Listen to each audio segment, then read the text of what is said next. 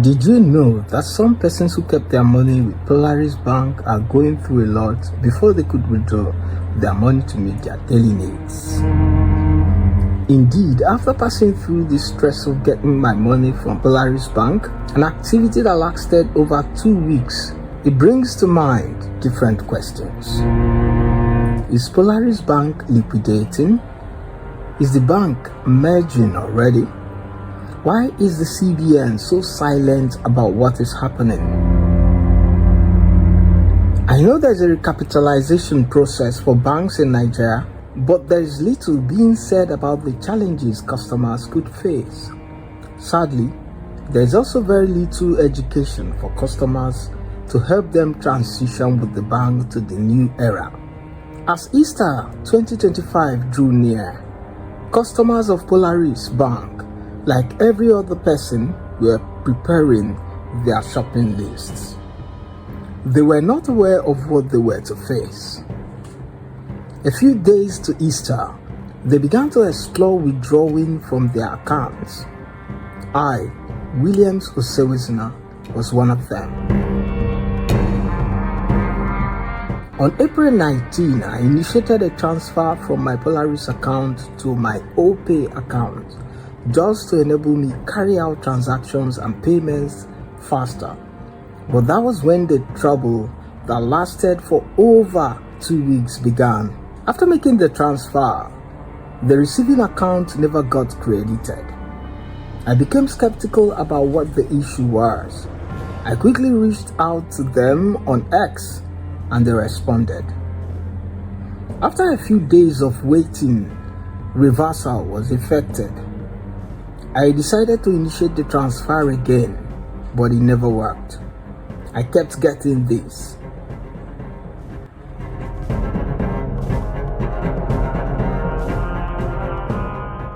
I quickly jumped to their S page again to see if they had issued any statement on this matter, but nothing was there.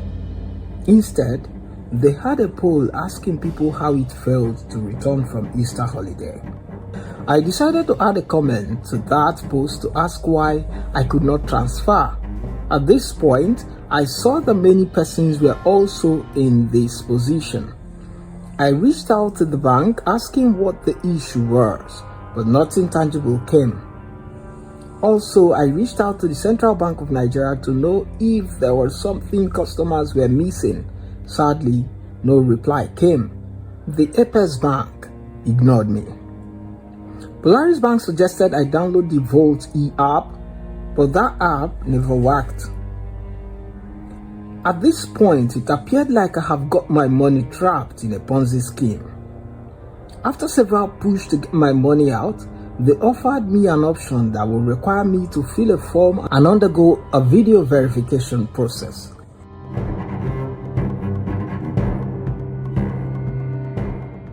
They reached out to me through their WhatsApp number and took me through a rigorous process.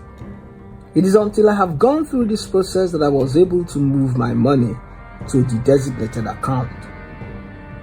After the transaction, I asked the customer care person on WhatsApp when the issue would be resolved, and I got this response. At this point, I began to think that there must be a fundamental problem the bank is hiding from its customers. As a former banker, I know that domestic transactions could fail when a bank owes huge interbank charges that the receiving bank could no longer overlook. Unfortunately, the Central Bank of Nigeria appears to have left customers to their fate as the issue lingers. Could it be that there is a liquidation happening at the bank? Or is it just about the recapitalization that the central bank had initiated? Also, the situation may be as a result of an impending crisis that the regulatory agencies may have foreseen. This may have led to the disabling of domestic transfer to holding cash in accounts. Nigerians are waiting to hear from Polaris, NDIC, or the central bank on what the issue is.